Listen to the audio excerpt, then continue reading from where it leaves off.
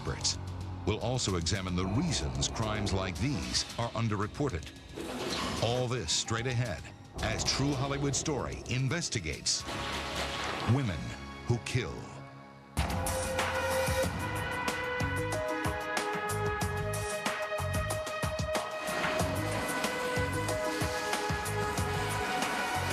And now, the host of THS Investigates, Samantha Harris. The cases of Margaret Rudin, Clara Harris, and Kristen Rossum are officially reported as murder by intimate partners. Every year in this country, about 1,000 women fall into this group. But get this, experts believe the real number may be at least twice that high. So how does a match made in heaven become hell on earth? Dr. Susan Crimmins, an associate professor at Cal State LA, has conducted extensive research on women who commit murder. Homicide rates for women killing have increased slightly over the last 30 years or so, and right now they're responsible for committing about 11% of all homicides. More women commit homicide in the United States than any other country in the world. Women who kill are also handled differently by the criminal justice system. Women are typically treated more harshly in terms of sentencing. When a woman kills somebody, I think most of society is shocked and say, this is not the nature of women. But for some women, it is. When women kill in this country, there is a basic underlying assumption that they are nurturers. And as a result, when they do kill, they're treated very differently, from arrest through processing in the courts to sentencing to the way they are treated in correctional facilities. Research shows that female abuse victims are more likely to turn violent. Some of the reasons we're seeing more murder amongst women are, again, the fact that we have very disrupted family systems and women are exposed to abuse with phenomenal frequency. And we're living in a society where women are encouraged to express and be empowered and to take their feelings and act upon them. 1 out of every 4 women is the victim of a felonious assault by her spouse or living partner. That is not counting emotional, psychological, sexual, or financial abuse. I frequently have patients say things like, I want to kill that person. And every case that occurs to me right now, every single one was a woman, and everyone was a profound trauma survivor. Profound. Women who kill their husbands commit crimes that often go unreported. The reason can be summed up in one word: poison. For centuries, women have used poison as their favorite weapon, and it can be very hard to detect. Which brings us here to San Diego and our first story. It's a stranger-than-fiction tale about a couple who seem to have everything. She was the daughter of a former Department of Justice official who served under President Reagan. He was the son of a world-renowned plastic surgeon. They had movie star looks and plenty of ambition. Both Kristen and Gregory worked as scientists, and ironically, science took center stage in a case involving drugs, infidelity, and murder. The body of Greg DeVillers was discovered in his bedroom on November 6, 2000. At first, police weren't sure Greg was the victim of a crime, but it didn't take long before suspicion fell on his wife, Kristen. So what happened that night? And did this blonde-haired, green-eyed beauty really kill her husband? To find out, we need to go back to the beginning, to 1976. That's when Kristen Rossum was born in Memphis, Tennessee. Her parents were both college professors. Ralph and Constance Rossum adored their little girl, and so did everyone else. She was actually a model, a child model, and she was very, very attractive. She had these beguiling eyes. When she turned 10, Kristen took ballet lessons and pursued dance with a passion. But in high school, a freak accident ruined Kristen's dream of a career on stage. Another dancer dropped her. So she ended up with a stress fracture that just wouldn't heal, and she got frustrated and she quit. Soon after that, Rossum began experimenting with drugs. Kristen started smoking cigarettes, trying beer, maybe a little pot.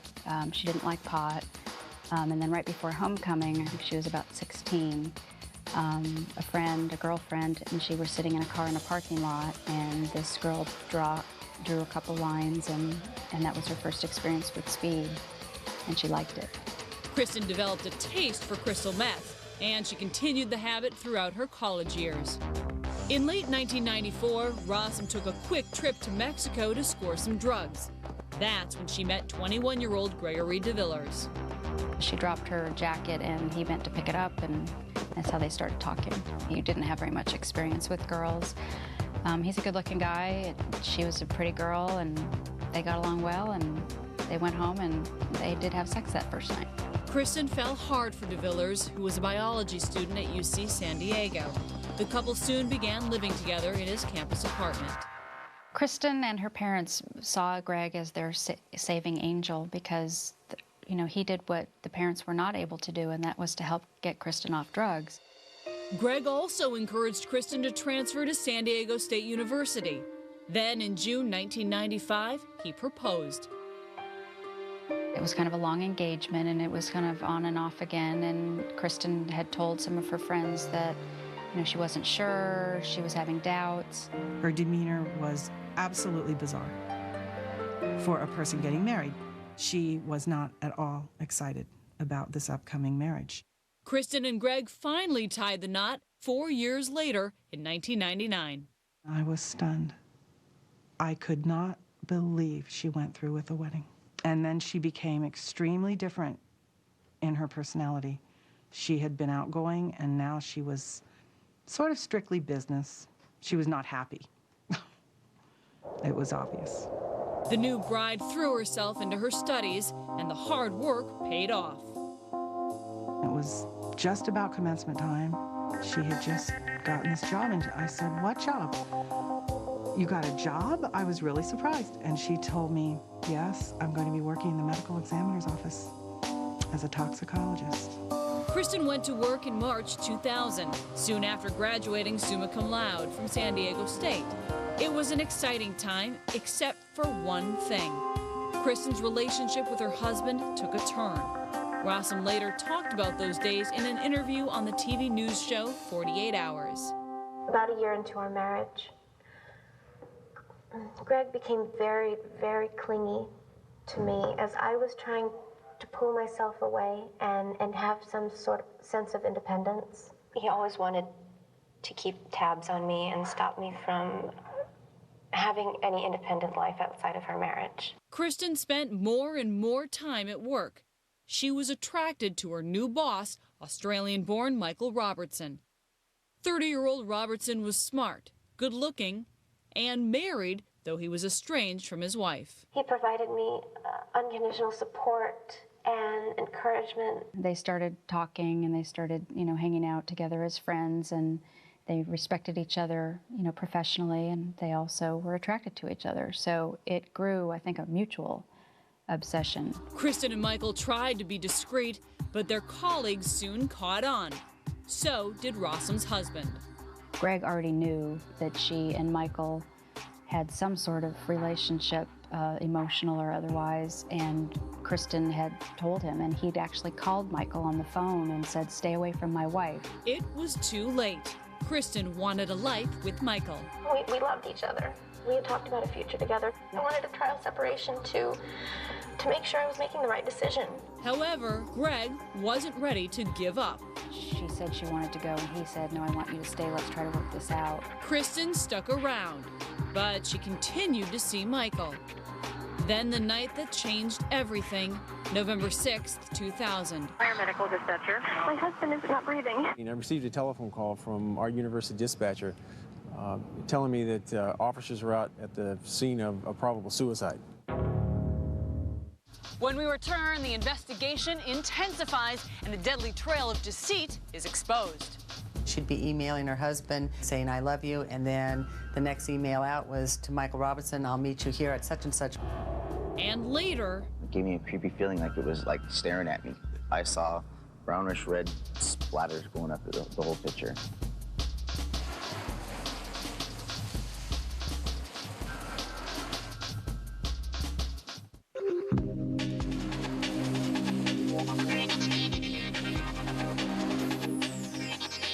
My husband is not breathing. Is he in bed? Yes. Okay, can you take him off the bed and put him on the floor?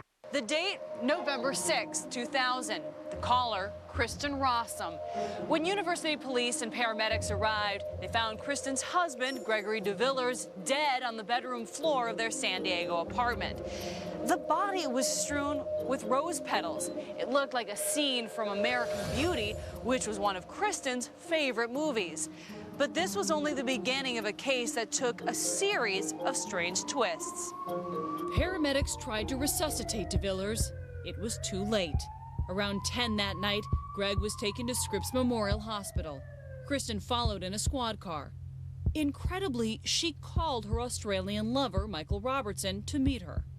Doctors officially pronounced DeVillers dead at 10:19 p.m. Rossum was holding hands with Robertson when she got the news. Back at the apartment, Detective Robert Jones tried to make sense of what happened. Was DeVillers so depressed that he took his own life? It looked that way. In addition to the rose petals, a wedding photo of Greg and Kristen sat next to Greg's body on the floor. Then there was Kristen's diary.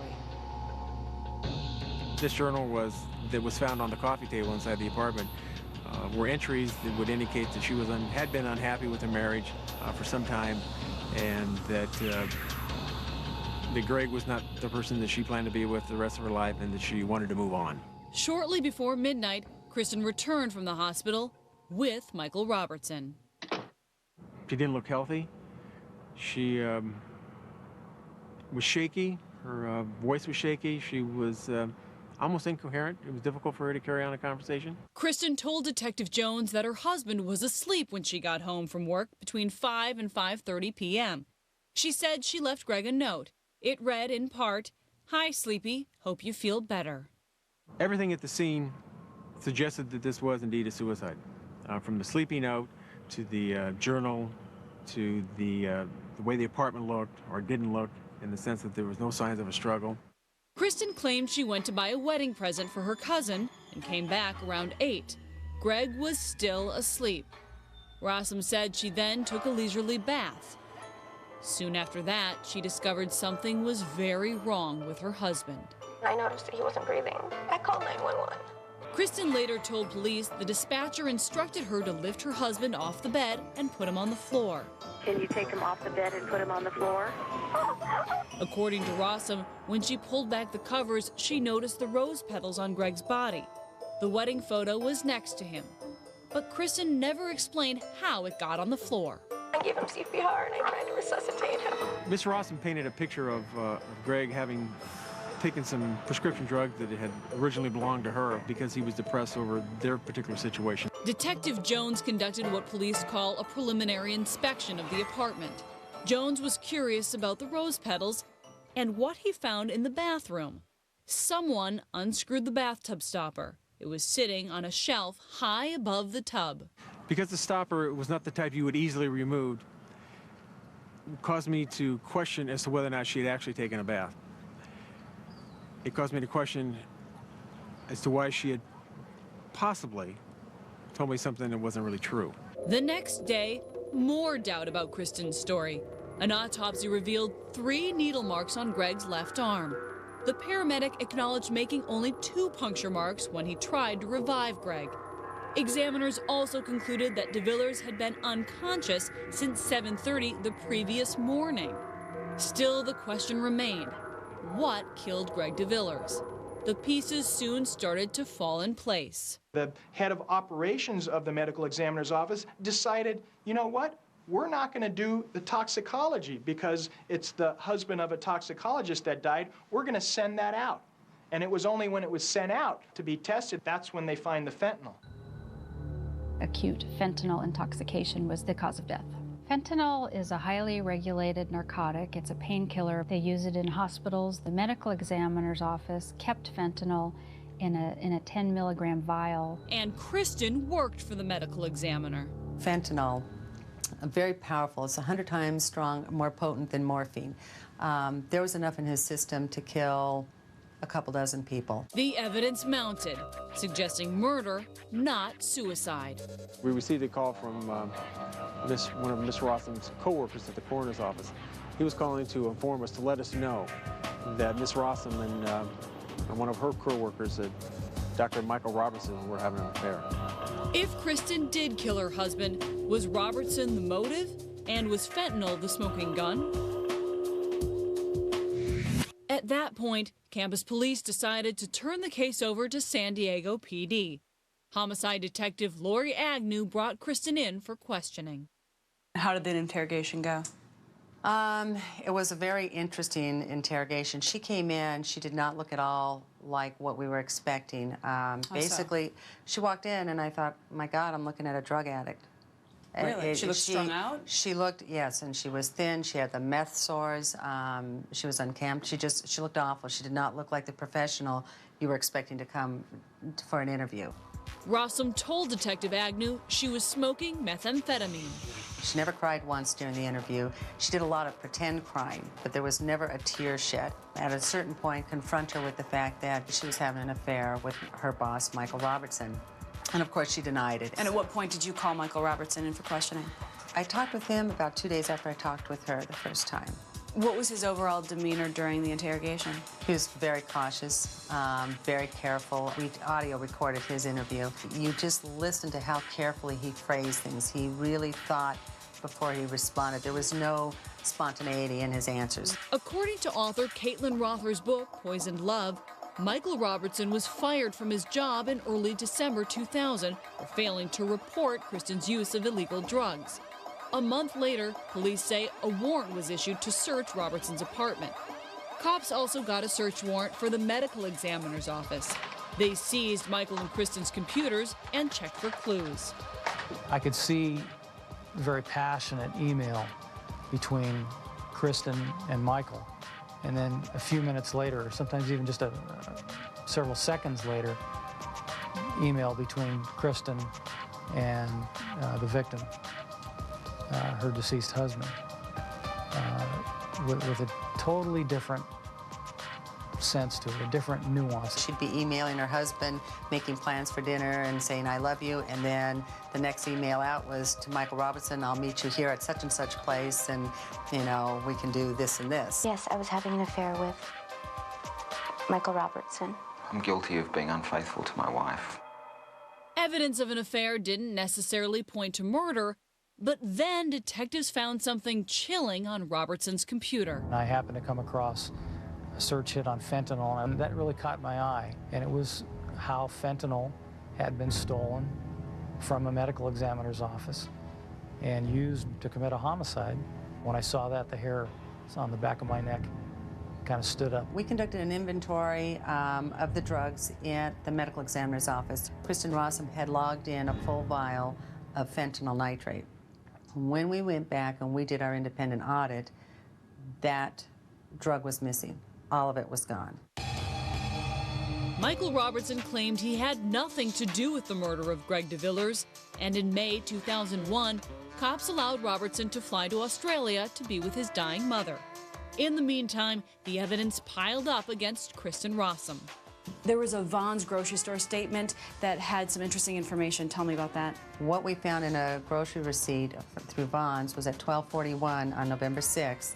She went to Vons, used her little card, she bought some cold medicine, and then there was a single rose with baby breath that was purchased. And that was through their computer system that we discovered that. Was this the source of the rose petals on and around Greg's body? Detectives weren't sure, but they believed Greg DeVillers was murdered and that Kristen Rossum committed the crime. A judge agreed and issued a warrant for her arrest. On Monday, June 25, 2001, Rossum was apprehended and charged with murder. Do you believe that Kristen Rossum murdered her husband, Greg DeVillers? Absolutely, yes. When THS Investigates returns, a surprising move by the defense. Kristen Rossum takes the stand in a fight for her life. I just want to shout at the top of my lungs, I didn't do it. I didn't do it.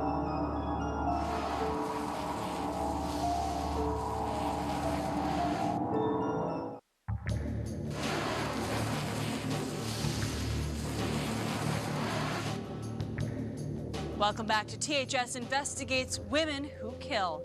In June 2001, 24-year-old Kristen Rossum faced murder charges in the death of her husband, Greg DeVillers.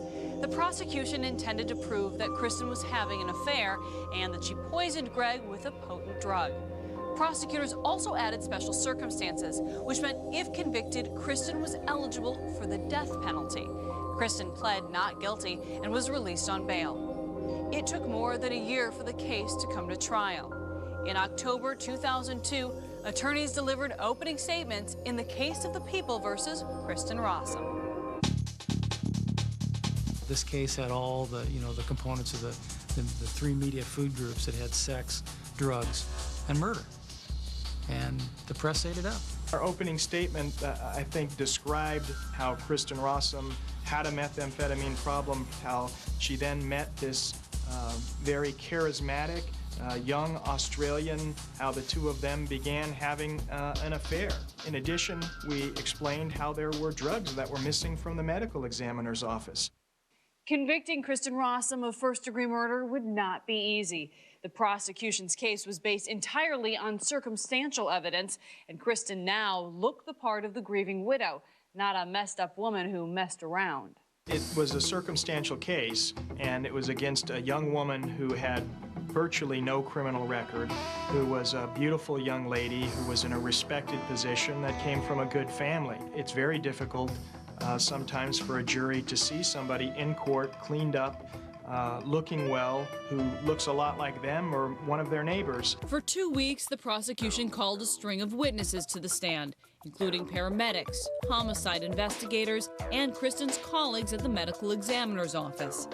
But prosecutors saved the best for last. On October 29, 2002, the younger brother of Greg DeVillers testified. Jerome DeVillers was an extremely important witness for the prosecution. Jerome didn't think his brother would commit suicide, and he certainly didn't think he would do it by drugs, because he knew his brother not to use drugs, to be somebody that was against drugs, that got Kristen Rossum off of drugs, and that was not suicidal. The defense tried to convince jurors that 26-year-old Kristen was as innocent as she looked. Kristen's parents, Ralph and Constance Rossum, were in court every day, and both took the stand to support their daughter. There were times that their testimony seemed to conflict with reality. They seemed to want to talk more about their daughter's ballet and what a wonderful ballet star she was as a young child than this cold-blooded act heartless thing that she'd done by killing her husband. In most murder trials, the defendant never testifies on advice from counsel. But Kristen Rossum insisted Greg somehow obtained enough drugs to commit suicide, and she wanted to tell her side of the story. With her blonde hair pulled back, Kristen looked fragile and anxious. The entire courtroom went silent as Rossum was sworn in. Well, she tried to be controlled, I think, throughout most of the trial. She certainly knew that she was on display. There were some times when she appeared to think this was some type of publicity event rather than somebody that was charged with murder. But that was just the warm-up for the real battle. On November 4th, 2002, Rossum faced a blistering cross-examination by prosecuting attorney Dan Goldstein. The very first question that the prosecution asked Kristen Rossum was what drugs she had been taking. Right then, on the stand, and it clearly threw her. It was clearly something that she didn't expect. From then on, she gave her story, but it just simply wasn't credible. Kristen regained her composure. Still, the damage was done. The second day, she was much flatter, and her story it wasn't consistent with the facts. She just couldn't explain a lot of things. The prosecutor dragged out all of Kristen's dirty laundry, including her alleged affair with Michael Robertson, the man described in court documents as her unindicted co-conspirator. Goldstein recounted the many lies Kristen told her husband. He said the CPR Rossum claimed she performed on Greg had been staged for the 911 operator. But the most damning evidence was the supermarket receipt, conclusive proof that Kristen bought a rose on the very day of what the media dubbed the rose petal murder. Rose petals were spread all around Greg DeVillers' body, And we knew that Kristen Rossum's favorite movie, according to at least one witness, was American Beauty, which had a significant scene with rose petals being displayed all over someone. I think it was just a symbol that he thought, you know, the romance was over, that he understood that he was making a cry for help. It was obviously extremely significant to us that she had just bought a rose on the day of the murder at 12:30 p.m. Kristen's testimony raised more questions than it answered. The body, which according to her story was originally on the bed at the time she made the 911 call, and then she was told to put it on the ground. Why, when the body was put on the ground, why did no rose petals, which she claimed were all over the body, why did none get under the body when the body went from the bed to the ground? Jurors began deliberations on November 7th, 2002. 5 days later, on what would have been Greg DeVillers' 29th birthday, they returned with a verdict: guilty of first-degree murder. I was watching Kristen the whole time. She sort of stood up from her chair ready to hear the judgment, and she was sort of shaking. And then when she heard the verdict, she kind of buckled. And when they took her out of the courtroom, she turned her head over her shoulder and she looked back at her parents sort of pleadingly, like, you know, can't you do something? It didn't surprise me. I was confident that that's what the verdict would be. I have to express some bittersweet feelings. Two families really lost their children. The DeVillers family lost Greg. The Rossum family lost Kristen. Marie DeVillers, the mother, and Jerome DeVillers, the older brother, and Bertrand DeVillers, they all stood up and gave actually very moving, touching statements. The gist of their statements was that, you know, she was evil and that she had killed their, you know, son and brother and seemed to have no remorse for it. And, you know, Greg had tried to help her and she repaid him by killing him. And I ask myself every day, how did I go from that happy little girl to being in here facing murder charges? A month later, Rossum was sentenced to life in prison without parole. Her attorneys immediately filed an appeal. Then in March 2003, the story took another strange turn. A man by the name of John Varnell told a friend about a phone call he received from someone he thought was Greg DeVillers. The phone rang, and he says, "Are you the pastor?" I says, "No, my wife's pastor." He says, "Well, do you do any counseling?" I says, "Yes, I do." Varnell couldn't remember exactly when he got the call, but Rossum's attorneys were notified and they paid Varnell a visit. He explained what the caller said next. And his wife was fooling around on him. And she was working in some kind of a clinic. So was her boyfriend. He was just beside himself. He wanted to know what the Bible said about committing suicide. Then he began to tell me about something he'd read about Judas betraying Christ. Yeah, he says, if I just throw up a handful of rose petals, like representing the money that Judas threw down, and he repented and he went out and hung himself. Armed with potential new evidence, Rossum's attorneys filed a writ of habeas corpus, allowing Rossum to use the call as part of her appeal. I feel passionately because the wrong person's in jail for this. That he killed himself, or that other guy killed him, but she didn't. I just want to shout at the top of my lungs, I didn't do it. I didn't do it. But a judge disagreed. On June 13th, 2005, 4.5 years after the death of Greg DeVillers, Kristen Rossum lost her appeal for a retrial. And what about Rossum's lover, Michael Robertson? As far as the cops know, Robertson never returned to the U.S. from Australia. The book still isn't closed. It's an open investigation. So you would actually like to still press charges potentially against Michael Robertson? We're still looking in that direction. In the meantime, 29-year-old Kristen Rossum sits alone in a cell at Valley State Prison for Women in Chowchilla, California. She'll spend the rest of her life there. Up next on THSI, a wild ride in a Mercedes that ends in tragedy. Was it murder or a terrible accident?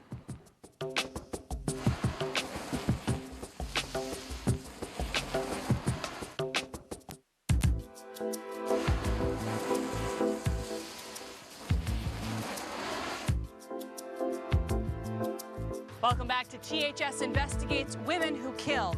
For 44-year-old Clara Harris, life was good. She had a successful career, a loving family, and a beautiful home in a posh Houston suburb. But when Clara's husband admitted having an affair, a woman in love became a woman scorned. In July 2002, anger and jealousy turned to violence. Clara ran down and killed David Harris in a hotel parking lot. She was sentenced to 20 years in prison, but the story doesn't end there. Many people believe what happened was a terrible accident, not cold-blooded murder. And when you see what the jury didn't, you just might agree.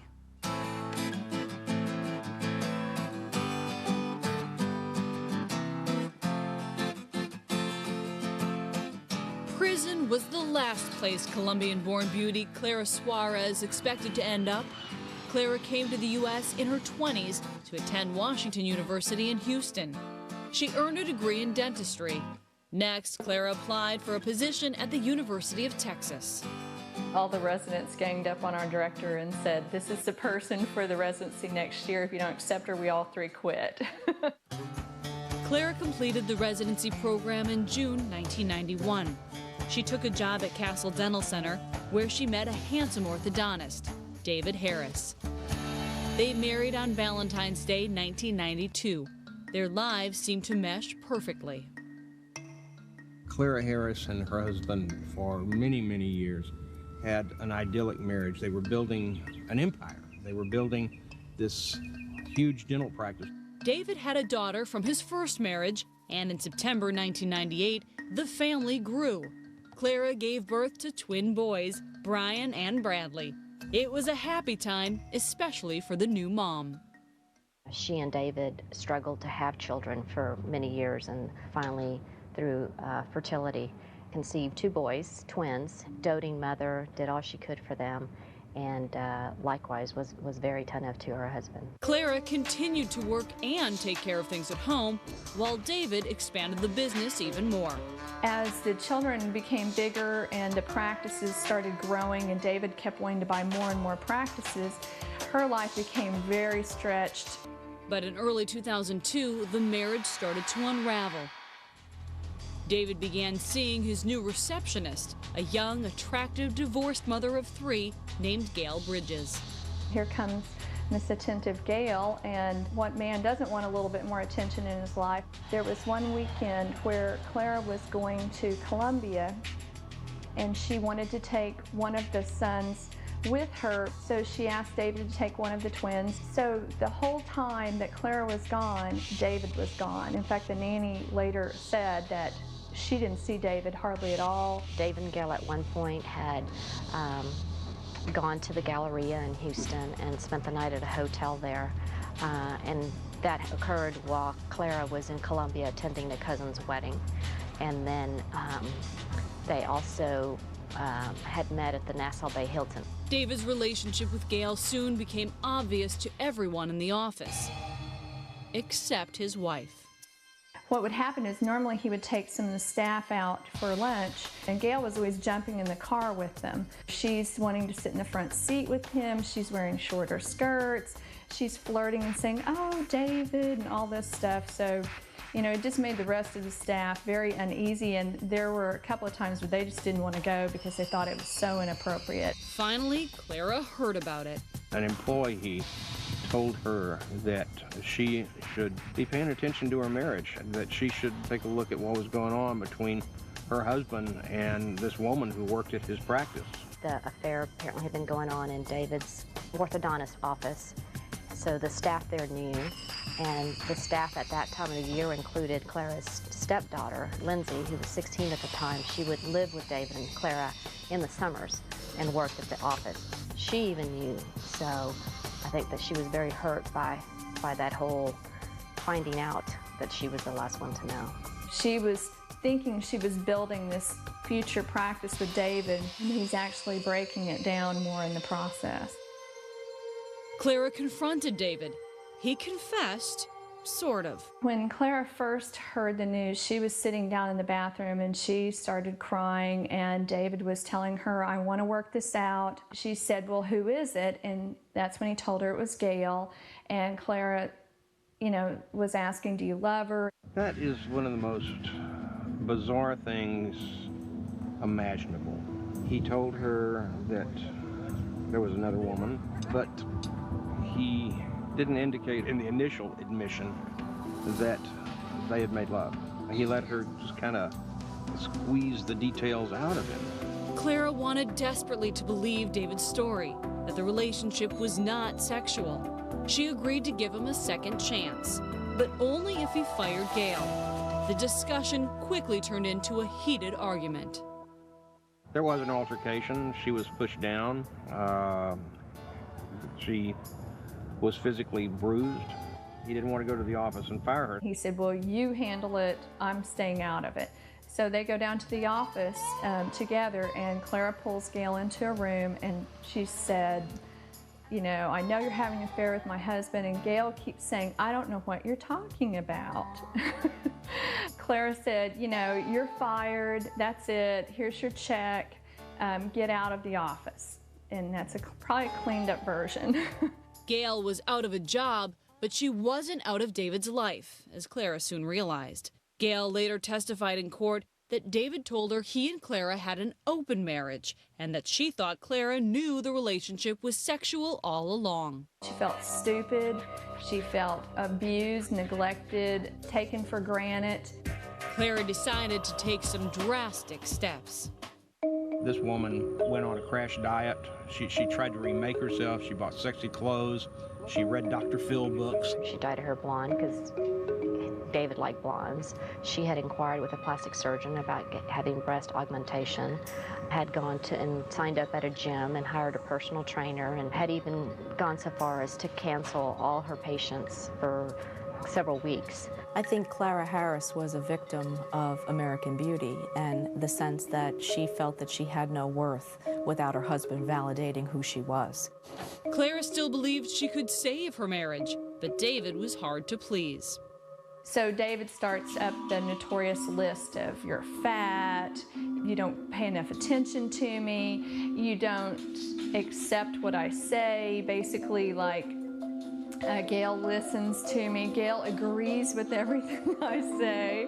He just starts this whole list and just makes me sick that my girlfriend, who's perfect in every way, is having to listen to this, but she did, and she starts her list. You know, I'm going to get breast augmentation and liposuction, and I'm going to quit my job for 2 weeks and maybe forever, and I'm going to just, you know, be this doting perfect wife.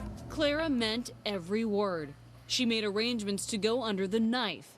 David seemed to like the idea. They had this wonderful romantic evening. David was telling her, you know, I'm going to end this affair and we're going to start this beautiful new life all over again where we're very focused on each other, and I love you so much. He decided that he was going to break off the affair with Gail, but he wanted to meet with Gail and tell her face-to-face what was going on. And she's like, why? Why don't you do this over the phone? I don't want you to see her. And he said, no, I owe it to her. I want to make it final. It will be more final if I can do it in person. And she said, okay. And the plan was that they were going to have dinner at Perry's Steakhouse in the Clear Lake area. That was a place that apparently Gail and David had been on occasion. David promised Clara he would break up with Gail on July 24th, 2002. When THS Investigates returns, we'll look at the video that shocked a community. It's chilling. Absolutely chilling. We'll also show you what the judge refused to admit into evidence.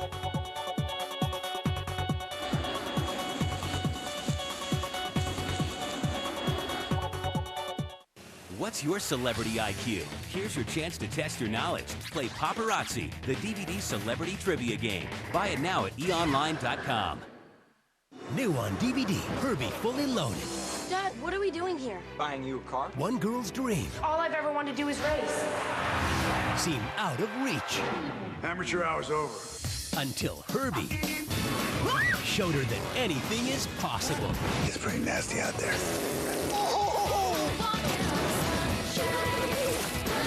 Hang on! be fully loaded. Own it today on Disney DVD. This is the new Pond's, an incredibly effective anti-aging line that'll give the 40s a whole new look. To all you 20-somethings, we just have one thing to say. Look out. When the weather turns colder, the female begins to feed liberally. Though shocking in its excess, this will get her through the long months ahead. She will survive the hibernation well. All the best brands and styles, DSW.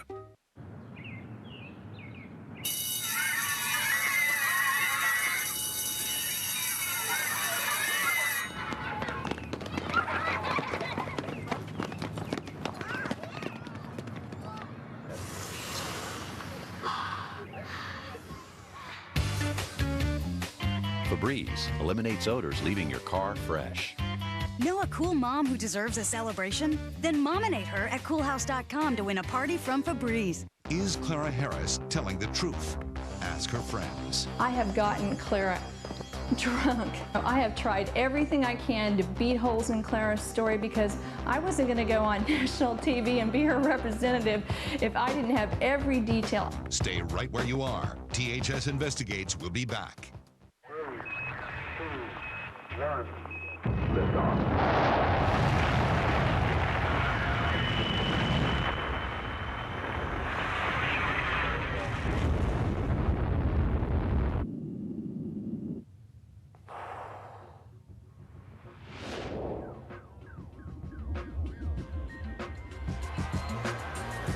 Explore the flavor. Bacardi Coco, coconut-flavored rum. Based on the best-selling novella by Steve Martin. If this were a TV dating show, would I be kicked off already? The nation's top critics are applauding Shop Girl. Ebert and Roper give it 2 thumbs up. You look like an angel. It's the finest performance of Steve Martin's career, and the New York Times calls Claire Danes flawless. She'll be hard to beat at Oscar time. Shop Girl, rated R. Get ready to have the time of your life. Now playing in select cities. Okay, y'all tied off? Yeah, I got it. Are you sure about this, man? I got a cousin with a long ladder. Jimmy, you're bigger than me. It's gonna be fine, man. I'm just gonna drop down, paint that last bit. All right. People don't always use common sense. 1, Fortunately, there's a healthcare company that does. United Healthcare brings common sense to healthcare. We offer affordable health benefit solutions, quality and cost comparison tools, and live and online chats with medical experts. United Healthcare. It just makes sense. Will you ever find the person who will change your life? Yes. At Match.com, we created a new guide to show you how. It's called How to Find the Right Person in 90 Days. A step-by-step guide based on millions and millions of successful relationships we've inspired over the past 10 years. Now for a limited time, you can get it free. With Match.com and the power of our new guide, you will meet that special someone. Change your life today. Get our new guide free, only at Match.com. This portion of E brought to you by Match.com. 15 million passionate people, the #1 site to find a serious relationship. Visit Match.com today.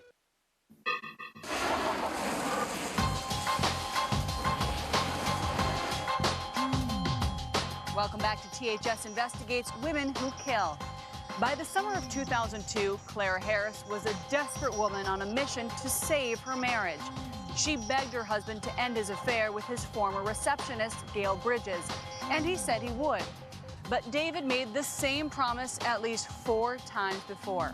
So this time, Clara decided to make sure. She hired a private investigation firm. She's very calm, very determined about what she wanted, but nothing, crazy or weird or odd. She gave us the hotel, the 2 restaurants, and the other woman's address. She even had a picture of the other woman. Around 5:30 p.m. on July 24, 2002, David Harris left the house. David told Clara he was meeting Gail at a nearby steakhouse, but that's not where he went. Investigators followed Harris to a local hotel. A few miles away, Clara and her 16-year-old stepdaughter, Lindsay, were on their way to the mall. But Clara thought David might be lying again. Throughout the evening, Lindsay and Clara were driving around the Clear Lake area to different restaurants that they knew Gail and David had been to. with no success. They had even driven by Gail's house because Lindsay knew where she lived. There was no sign of David or Gail. Then Clara got a call from the PI. The gentleman from Blue Moon, the private detective agency, called her and told her that David and Gail were at the Nassau Bay Hilton. Our investigators are sitting in the car, they're filming as much as they can without being spotted, and then they're going into the hotel and trying to get close because Clara asked us to get close. Clara couldn't believe David picked that spot to take his mistress. She told Lindsay to forget the shopping trip and drive straight to the hotel. The Nassau Bay Hilton held a special place in Clara's heart because that's where she and David had had their wedding reception. I can only ask my clients and have it in contracts not to go there, which we did.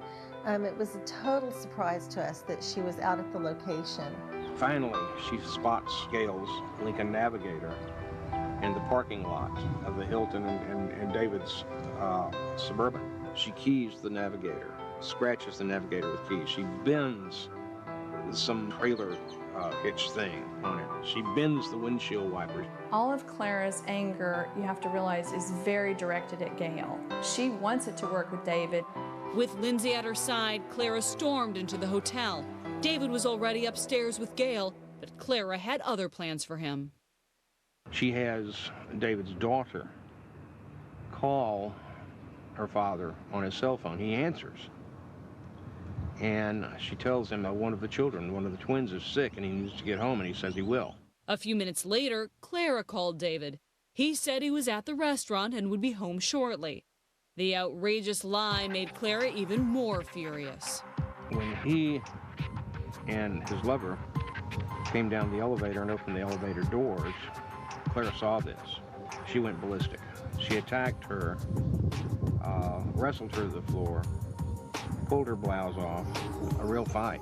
Clara even crawled over and bit her leg at one point. David jumps on top of Clara, and he's actually holding Clara's head while Clara is clawing at and trying to get at Gail.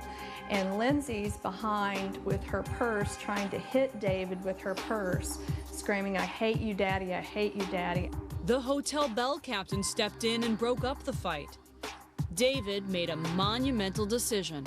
He turns and picks up Gail, and mind you, he walks off with Gail, and he leaves his daughter a sobbing mess on the floor of the hotel. He made his choice then, and he went with the lover rather than the wife. Clara and Lindsay were escorted to their car. By this point, Clara was hysterical. She threw her Mercedes into gear and barreled towards Gail's SUV parked behind the hotel. We're out in the car waiting for our subject to come out. Her whole intent of driving to the back parking lot where Gail's car was to block it so that she wouldn't leave with her husband. I don't believe for a second that Clara Harris was going for the car. Mercedes comes around the bend really at a fast rate. It's making the corner, and it just takes a sharp right and charges right for the Navigator. A hotel security guard tried to intercept the speeding car, but Clara was driving too fast. There was an empty parking space next to Gail's Navigator. She whipped into that empty parking space, and at the time, the driver's side door was open. David had just put Gail into the Navigator, and he pushed her in just seconds before Clara hit him. She scraped by the Navigator, but she hit David dead on. The body flew from the impact, and then the car continued to kind of go over medians that were in the parking lot, and she continued to go in circles. Lindsay, who was the front seat passenger in the car during all this time, was also screaming, "Stop, stop, stop." And mind you, that this body was being run over by a car that had only 6 inches clearance to the ground. So when that car went over him, it was a meat grinder. The Mercedes circled 3 more times. To horrified onlookers, it looked like Clara ran over David again and again and again. Finally, she slammed on the brakes, jumped out of the car, and rushed over to her husband's mangled body. He was still very much alive at the scene. His lungs had collapsed. He was gurgling. He couldn't speak. She reached inside of his mouth, being a dentist, and teeth fell out in her hands, and she lost it. She knew what she had done to him at that point, and I think was overwhelmed with regret at what she had done. David Harris died 15 minutes later in the emergency room of an area hospital.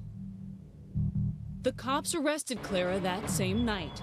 She was charged with murder and released on $30,000 bond. The graphic video shot by the PIs played over and over again on newscasts across the country. When we come back, his daughter described the look of terror on her father's face at that moment. It's chilling.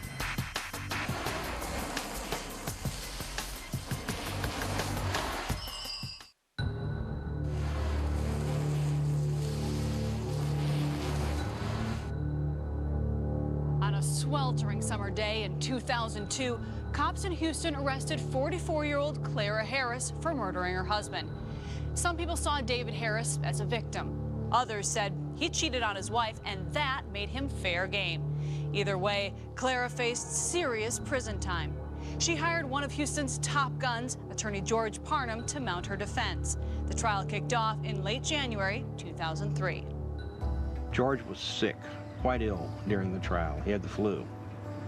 He actually collapsed in the courtroom. the prosecution painted Clara as a jealous woman out for revenge, who mowed down her husband and then ran over him 3 times.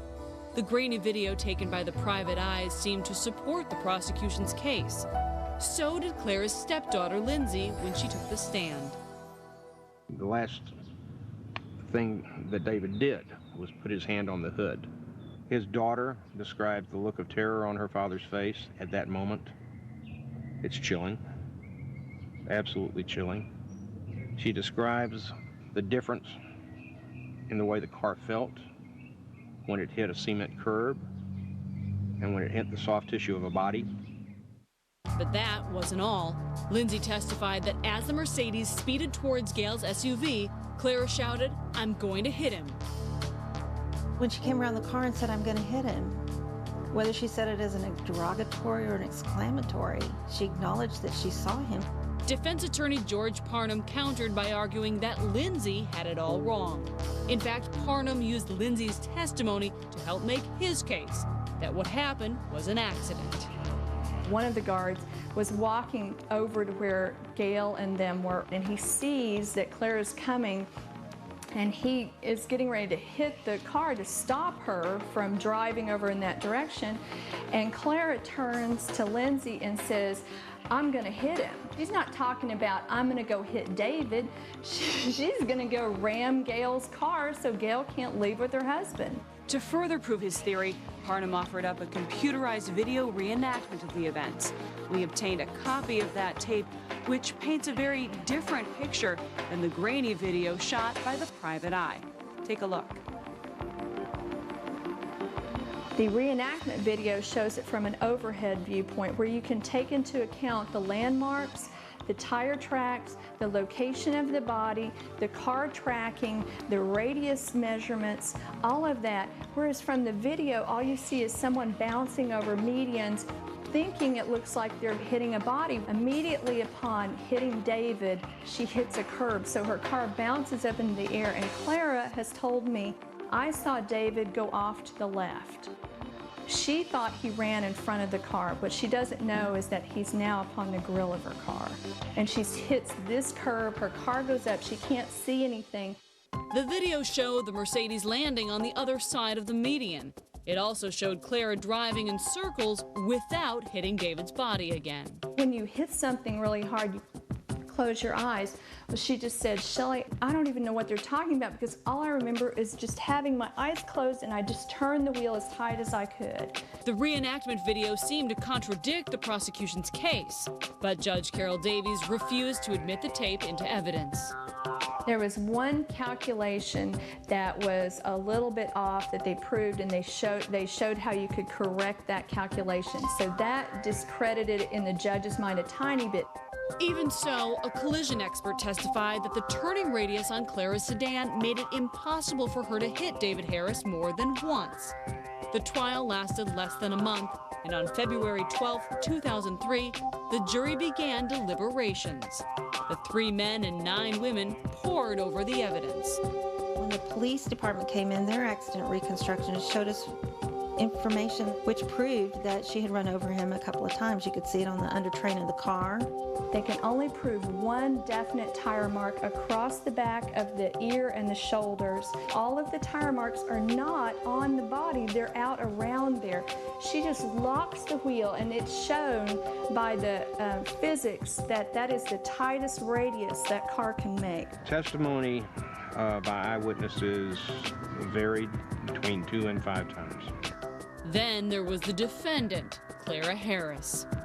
So many of us did feel very sympathetic for her. You couldn't help but like her. We could have given her anywhere from probation to 20 years. Most would agree that she probably didn't intend to kill him.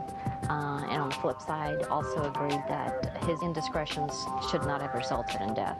In the end, jurors could not ignore one crucial fact. Regardless of how mad or angry that you are, you can't take another person's life. On February 13th, 2003, the jury returned with a verdict: guilty. The next day, Clara was sentenced to 20 years in prison, exactly 11 years after her Valentine's Day wedding to David. But the strange story continues to captivate people, and the court of public opinion is still out.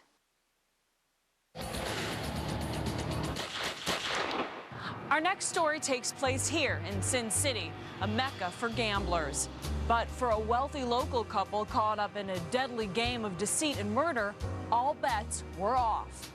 We begin back in December 1994 with the mysterious disappearance of real estate mogul Ron Rudin. Friends and co-workers feared the worst. Ron's wife, Margaret, didn't seem worried at all. This kind of sent a red flag up to me because I'm wondering, why isn't there more concern here? It made the hair on my neck stand up. I knew that something terrible had happened. Ron Rudin liked to play his cards close to the vest. The 64-year-old real estate investor lived right around the corner from his office, just west of the famous Strip. He kind of had a little fortress and kept everything close together. Ron Rudin was very much a product of Las Vegas. This was a man who came to Vegas in the early 60s from the Midwest and saw opportunity in the desert.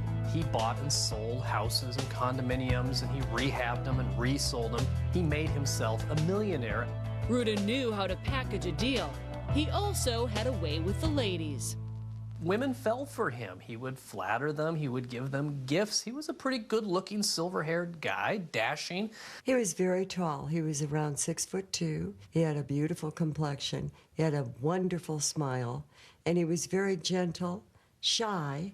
But the silver fox wasn't always so charming. By 1987, Rudin had married and divorced 4 times. Carolyn was wife number 2. When he drank, he became a different person. He didn't become an abusive person, but he became a different person, and it was hurting our relationship. So we both mutually decided to part ways. Ron Rudin was a man in black, literally. He dressed in black, he drove a black Cadillac, he had always this sort of black aura about him. He collected guns, he was always paranoid, he was a heavy drinker, he could be obsessive, he could be controlling. He went through a bunch of women. In May 1987, Rudin met a petite blonde named Margaret Mason at church. She passes herself off as a Southern belle who's from old money, and she's not, but she wants people to think that. It turned out Margaret Mason was a Southerner from Memphis, Tennessee. But the rest of her story didn't add up. Reportedly, Margaret spent much of her time looking for a rich husband, search that eventually brought her to Las Vegas and Ron Rudin.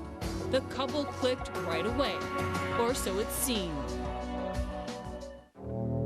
When THS Investigates returns, a grisly end to a promising beginning. What police found was a human barbecue pit.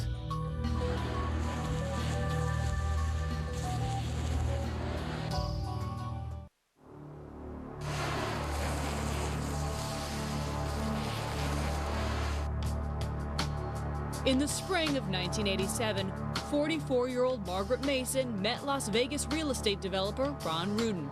Rudin was 56, rich, and available. He was extremely mysterious, very charismatic.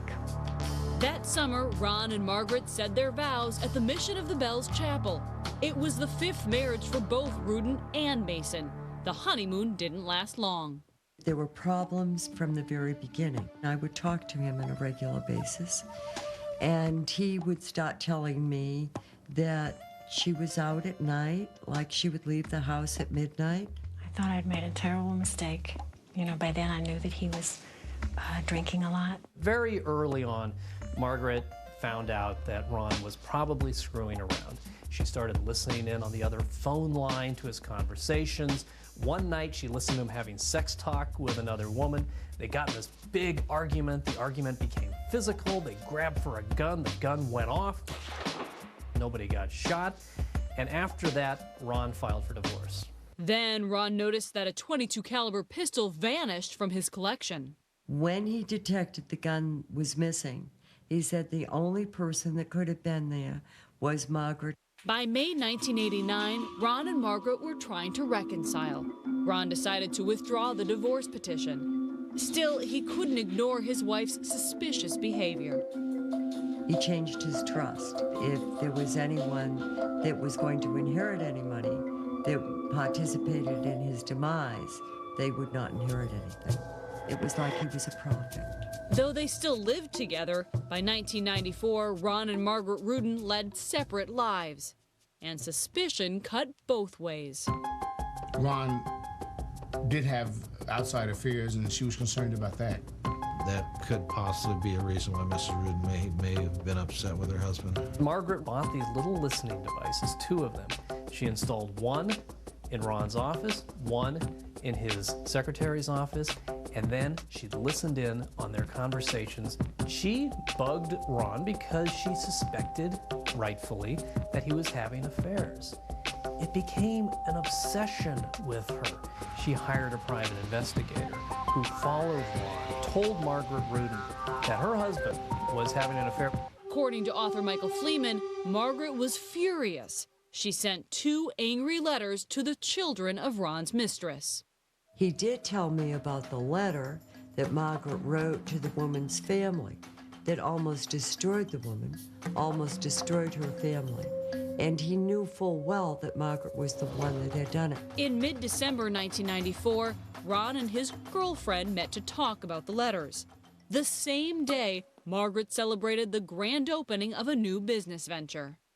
This antique shop was going to be a hobby for Margaret. This was something that was going to release her from her boredom. That was one thing that she said that she had gotten in arguments with Ron about. The weekend before Ron disappeared, an awful lot of things happened. He figured out Margaret was sending the letters. Ron then drove to the mini mall where Margaret was having the grand opening of this antique store that she so badly wanted and that Ron had pumped a lot of money into. They had a very tense encounter. They sort of glowered at each other. On Monday morning, December 19th, Rudin's staff came to work as usual, but the doors were locked, and there was no sign of Ron Rudin. We knew something was wrong. He would just not show up and let anyone know. Ron's bookkeeper notified Las Vegas PD. A call was then made to the Rudin home. When I first called Margaret, it just very much surprised me at how unconcerned she seemed to be. Normally you would expect the wife or at least a family member to come in and want to report them missing. Police began an official investigation, but several days passed before Margaret Rudin finally agreed to talk. It was the first of several meetings with detectives. Anytime that we interviewed Mrs. Rudin, she seemed somewhat evasive. When Mrs. Rudin had mentioned her husband in the past tense, it was kind of set off a little light in our heads that she might know something that we don't know. While cops searched for clues, Margaret seemed to be getting on with her life. She even started redecorating projects around the house. On December 26, 1994, exactly 1 week after Ron disappeared, his black Cadillac turned up in the parking lot behind the Crazy Horse Strip Club. When the car was found, it was filthy. Ron never had a dirty car. I felt the car was planted. We spoke with some of his closest friends, and they told us Ron wouldn't go to a topless club. As we got into the investigation, we determined that that was to throw us off track. Once the vehicle showed up and we weren't able to determine got there, that probably would indicated to us that it might be a lot more serious than just a person that took off for a few days. I didn't really believe that Ron would be coming back. Once his car was found, I believed it was foul play. Around the same time, police got a hot tip from an unlikely source. A young man named Augustine Lovato called, told us that he had been employed by Margaret as a day laborer to come over and clean her house. Right after Ron had disappeared, he was directed by Margaret to move the bed that they had slept in, to remove some carpeting from the bedroom, and to dispose of all of these items. There was what I thought was blood on the carpet, and when I was cutting through it, this like scabby type material kept sticking to me. It looked like dried blood. Lovato also noticed what looked like blood on a picture of Margaret hanging in her bedroom. It gave me a creepy feeling, like it was like staring at me. I saw brownish red splatters going up the whole picture. And then when I saw that, I put the carpet and those two together and went, wow. Police obtained a warrant and searched the premises. We found areas of blood, visible blood, that were spattered on several areas. Detectives questioned Margaret again. She said her husband had frequent nosebleeds. But there was another possible source of the blood. It turns out that one of Ron's previous wives had committed suicide in the bedroom. And her blood evidence was still on that wall years later. From there, the trail went cold until the night of January 21st, 1995. That's when some fishermen made a gruesome discovery here at Nelson's Landing, about 40 miles south of Las Vegas. They're just shining their flashlights to see where they're going. All of a sudden, the flashlight beam hits a skull, and these guys freak out. Drove like crazy back to Las Vegas, called the police. When we got to the scene, we examined the skull, and we could see in the back of the skull that there were bullet holes. What police found was a human barbecue pit. They found charred remains, burnt bone, singed skull, not very much left, clearly a human body. Then, not far away, detectives stumbled on a surprising clue. Right next to the skull on the ground was a diamond bracelet. And on this bracelet, in little jewels, was the name Ron. I found a jeweler that would make a lovely white gold identification bracelet with his name in diamonds. And that's what I gave him for our second wedding anniversary. He loved that gift. And he always wore it up until the day he was murdered. He was called Margaret Rudin's secret boyfriend, and police believed he was somehow connected to the death of Ron Rudin. Now, breaking years of silence, a man who claims to be a former Israeli intelligence agent tells all in his first ever TV interview when THS Investigates returns. All of a sudden, she pulls the gun.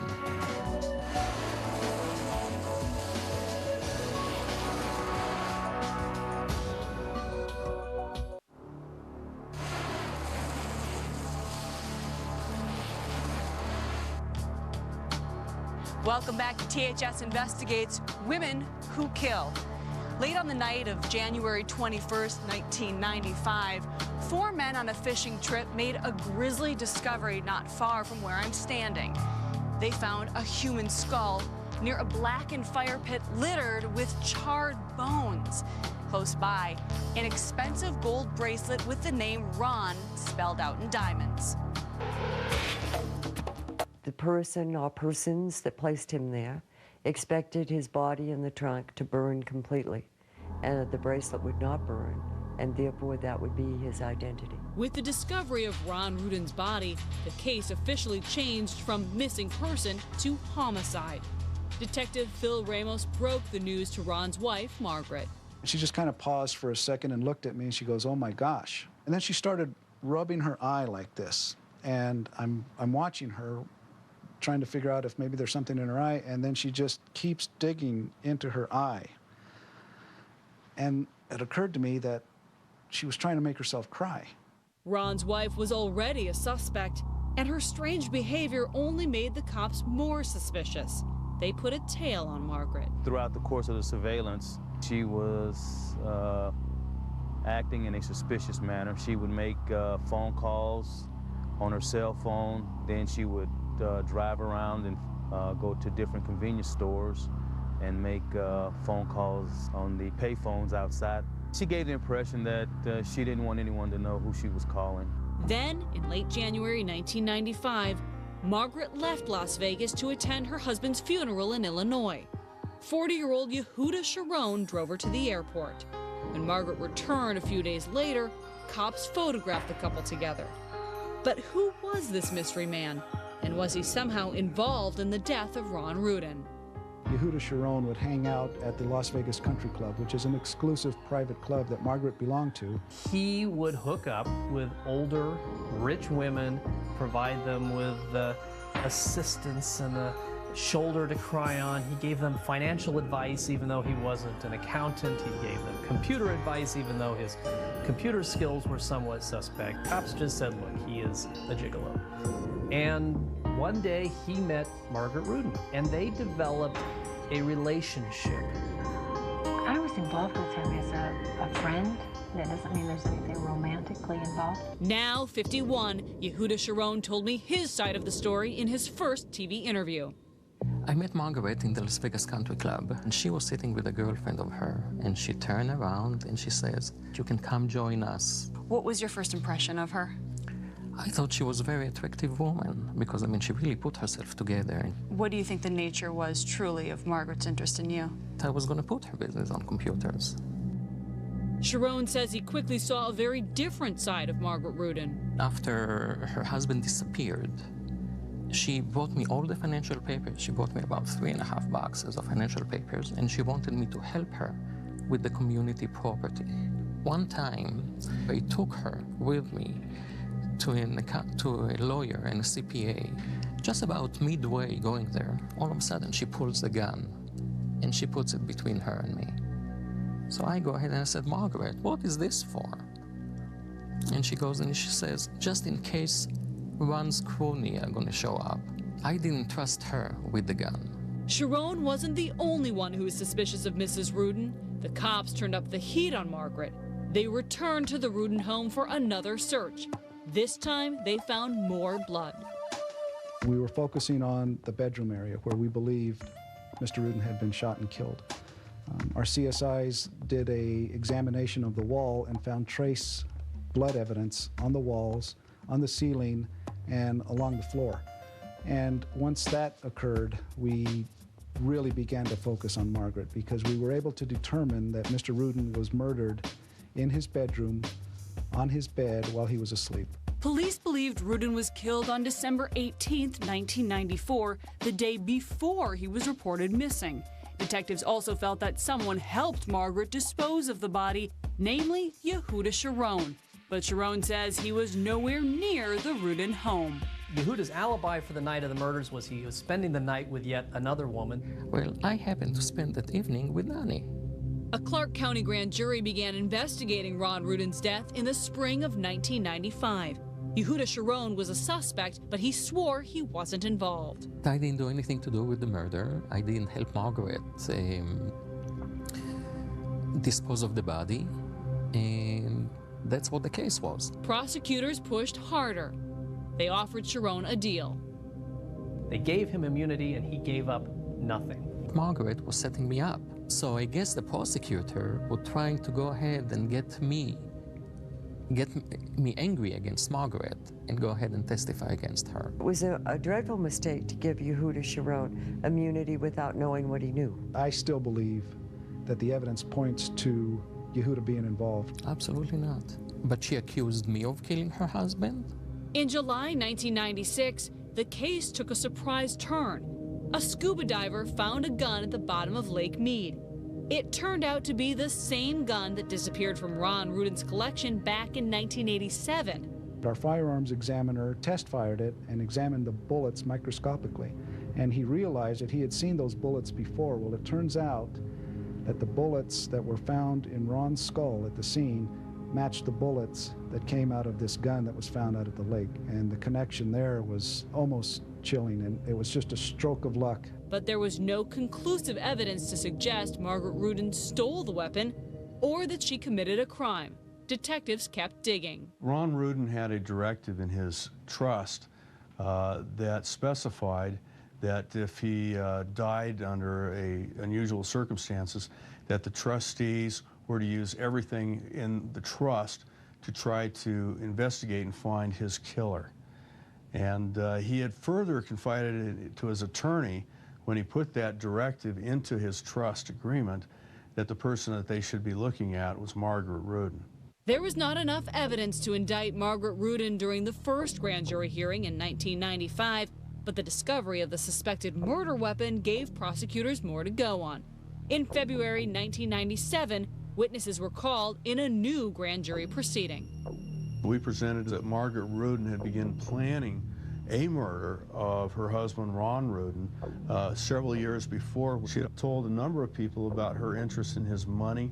The evidence was circumstantial, but it was enough to convince the grand jury. Finally, on April 18, 1997, 53-year-old Margaret Rudin was indicted on murder charges. A no-bail warrant was issued for her arrest. I called Margaret's attorney and told him, can you please surrender her? He has no idea where she is. Margaret hit the road. She went to Mexico. She went to Arizona. Margaret's Vanishing Act made national headlines. That June, John Walsh featured the story on America's Most Wanted. Now we're going after a woman who seems like a Hollywood character. Cops say she's a gold-digging black widow. Viewers were fascinated by Margaret Rudin. She could be very charming, but she was very ruthless, and she would change her appearance from flashy and sexy to kind of dowdy. Margaret Rudin is a chameleon. She's been a blonde, a brunette, and a redhead. These surveillance photos caught the grieving widow with her secret boyfriend at the Los Angeles airport. Yehuda Sharon denies that he was Margaret's lover. I got caught off guard with this altogether. People didn't understand that here I am on America's Most Wanted, and I'm not being arrested. The TV exposure generated plenty of interest in the case. You've seen this accused killer. Call 1-800-CRIME-TV. But Margaret Rudin remained a fugitive. Then, in August 1998, an America's Most Wanted viewer in Arizona phoned police with a tip. Margaret was in Phoenix. City police paid a visit to a woman named Annette Boatwright, a.k.a. Margaret Rudin. Officers went out, knocked on her door, and Margaret answered the door, and she convinced them that it wasn't her. She showed them some phony ID, and the officers were scratching their heads, and she said, "Oh no, officer, it can't possibly be me." Margaret Rudin had such good ID, such good fake ID, and was such a cool cucumber, she was able to convince those cops that she wasn't Margaret Rudin, and she got away.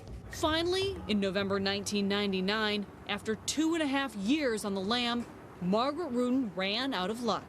Detectives tracked her down at an apartment in Revere, Massachusetts, where she was living under the alias Lee Simmons. Rudin gave up without a struggle. Margaret Rudin thought she could get away with it, and I always say it, you can run, but you can't hide. 16 months later, in early March 2001, the Ron Rudin murder case finally went to trial. I did not kill my husband, and I have total confidence that's what the jury will return. During the trial, we described Margaret Rudin as having ice water in her veins. I was preparing for Judgment Day, and I knew it was going to come. The trial lasted 2 months, and on May 2nd, jurors filed back into the courtroom after deliberating for a week. Have you arrived at a verdict? Yes, sir, we have. Guilty. Margaret Rudin was convicted of first-degree murder. I felt that justice had been achieved. There is a moral to the story of Margaret Rudin. Justice delayed is not justice denied. Margaret Rudin sits in the Southern Nevada Correctional Facility. She still maintains her innocence. So what drives women to kill? When THS Investigates returns, we'll ride along with a private investigator who points the finger at cheating spouses.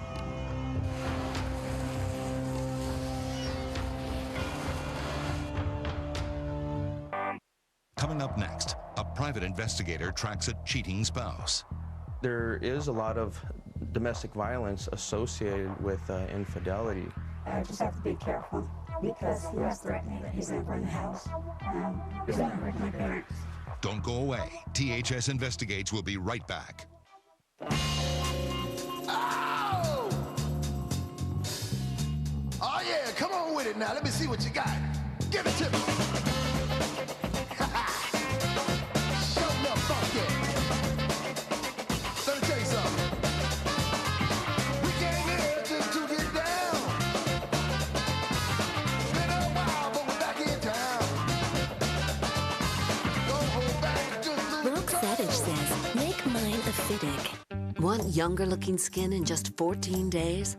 Revlon age-defying makeup with Bodifirm. Reduce lines up to 50% in just 2 weeks. Age-defying makeup with Bodifirm from Revlon.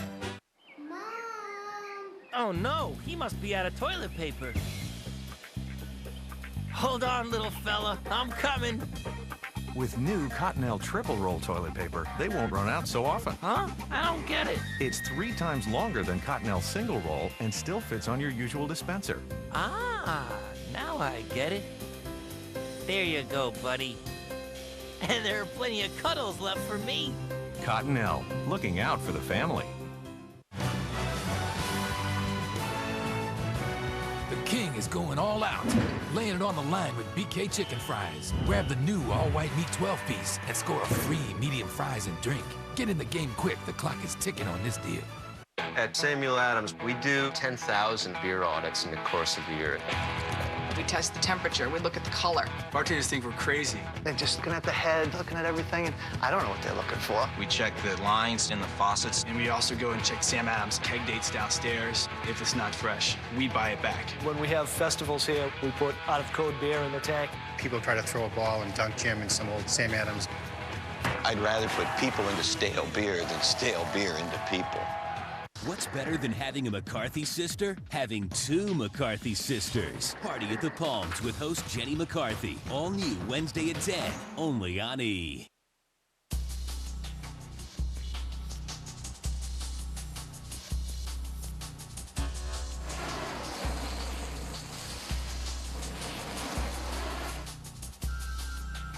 Welcome back to THS Investigates Women Who Kill. You've met Kristen Rossum, Clara Harris, and Margaret Rudin and heard their tragic stories. But what do these 3 women have in common? In each case, infidelity resulted in murder. Of course, many married couples have affairs and no one ends up dead. Still, cheating often leads to an emotional meltdown. To find out more, I spent the day with Private Eye Alex Salazar in Pomona, California. Well, infidelity doesn't discriminate. Infidelity occurs in very poor neighborhoods and obviously in the most affluent and richest areas. Most of Salazar's clients know something is wrong, and it's his job to find out what. A lot of the stories have a familiar ring. He used to go with his friends and he will not come back for a day and a half. They sense that something's not right because they're not affectionate. They're not having sex as much anymore. They're being mean. They're getting dressed up different. He was disappearing for a day and a half. Basically, with spots on his underwear. Confrontation is often followed by denial. That many times is the problem with these cases is where you get a boyfriend or girlfriend that tells them, oh, you're just insecure. It's all in your head. You're crazy. When you start hearing those things, you sometimes start believing it. Salazar has seen how extramarital affairs can destroy a marriage, especially when a cheating spouse is caught in the act. All right, so where are we going right now? I want to stay back a little bit because we've already followed this person previously. It's critical that we set up close enough to where we can see the subject leaving or going somewhere. Now, where is the subject coming out from right now that we're waiting for him? He's going to be coming out of the school parking lot. He's a school teacher. He usually likes to take off for a lunch break, a lunchtime rendezvous. Surveillance sometimes drags on for weeks, and it's not cheap. Private investigators typically charge about $650 a day. On this stakeout, Salazar was looking for visual proof that a husband was cheating on his wife. We waited and waited. You have to be really patient You can't be driving around a lot. If you do several passes, the neighbors start to get suspicious. We're gonna set up right here and just wait for him. We've been doing surveillance on him now for approximately 3 weeks, and the client wants to see how serious he is about this relationship. Several hours later, we were still waiting. Alex Salazar has been a PI since 1999, and he's seen more than his share of cheating husbands. Salazar's #1 weapon? The video camera. I've filmed some guys going from woman to woman to woman, and some of them just having sex out in the open blatantly. We caught one guy who was literally having 4 different relationships that the wife didn't know anything about. When you actually show this video to a client for the first time, what is their reaction usually? I've actually had one go into a panic attack. She saw her husband getting oral sex. Salazar got the goods on this guy, yet no matter how much evidence there is, many wives find it hard to leave. I'm working on it. I just have to be careful because he has threatened me that he's going to burn the house. He's going to hurt my parents. I obviously don't want to be privy to anyone getting beaten up, much less killed, which does happen. Clara Harris knew about her husband's ongoing affair, yet she desperately wanted him back. And desperation led to a deadly confrontation that put Harris behind bars for 20 years. She's locked up at the Mountain View unit in Gatesville, Texas. She has filed an appeal with the First Court of Appeals in Texas. They denied her request to grant a new trial, and it has now moved up the ladder to the Texas Court of Criminal Appeals. Her, of course, desire would be that her conviction is overturned so that she can have another trial. Harris contends that her attorney was ill during the trial and failed to provide adequate representation. Parnham denied the allegations. The appeal also takes issue with the judge, who refused to admit a reenactment video into the proceedings. That video showed Clara's crime in a very different light. The judge stood by her decision not to admit the video into evidence. To this day, Clara regrets it with every fiber of her body. And she just wants people to know that that was not intentional. She loved David. Her every intention was to take David home with her that night and leave Gail stranded in the parking lot with a broken down car. Clara Harris was in a dissociative state, in a rage. I don't believe that she would ever do that again unless some horrible life circumstances recurred. These things are highly treatable. From what I'm hearing, she's still blaming others. I'd love to see Clara, realize what she's done and move forward. I think it's the only way she's going to get there. Clara Harris becomes eligible for parole in 2013. She will be 55 years old. In the meantime, Harris is trying hard to make things right. Clara is spending her time punching out Braille books for children. She's making the most of her circumstances. She's doing good works in prison. She's a model prisoner. Her children are being brought to see her every couple of weeks, adjusting as normally as kids can in this situation. It's going to be awfully tough. More than 1,000 miles away, Margaret Rudin is doing time at the Southern Nevada Women's Correctional Facility for the murder of her husband, Ron. Rudin's life sentence was reduced to 20 years. Margaret's first shot at parole comes in 2009 when she will be 66 years old. There's no guarantee that she'll receive parole at any given time, much less the first time she comes up. She's going to be in custody for a while. Rudin also filed an appeal. I will fight back in every way possible I can to overrule the verdict. Currently, Margaret Rudin and her attorneys are trying to get a new trial based upon allegations that her attorneys at the first trial were ineffective. The thing that I keep saying is that if we had a new trial on Margaret Rudin, what would be different about it? What additional witnesses would be called that weren't called?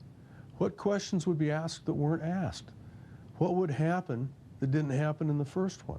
Rudin's lawyers say they did the best job they could.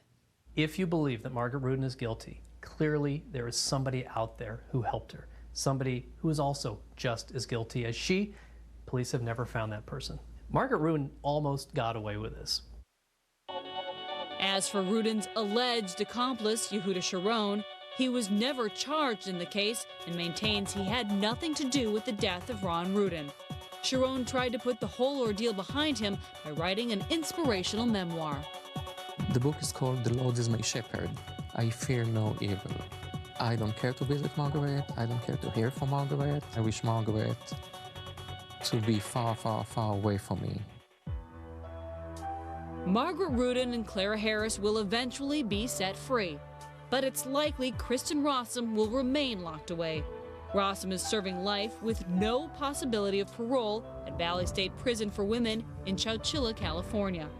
Rossum's attorneys filed an appeal shortly after she was convicted of killing her husband in November 2002. Kristen Rossum was a drug addict. Drug addiction is quite treatable. Whether or not she also has personality issues, those things can be managed in the context of recovery. But that's not all. The family of the victim, Greg DeVillers, filed a civil suit against San Diego County. The lawsuit charged the medical examiner's office with negligence and claimed Rossum should never have been hired. The DeVillers families always felt that the County of San Diego shared some blame in the sense that they did essentially hire this person. If they had conducted a good background check, they would have found out that she had a problem with methamphetamine. And then essentially to give her free access to those drugs and to the poison that she ended up using to murder Gregory, I think upsets the family, as it should. The civil suit named Kristen Rossum and her former lover, Michael Robertson, as co-defendants. Reportedly, Robertson is still living abroad. That case is pending. In June 2005, 4 months before her 29th birthday, Rossum's hopes for a new criminal trial were dashed when a judge denied her appeal. For Kristen Rossum, Margaret Rudin, and Clara Harris, life goes on behind prison walls. In cases like these, nobody wins, and there are no easy answers. I'm Samantha Harris. Thanks for watching.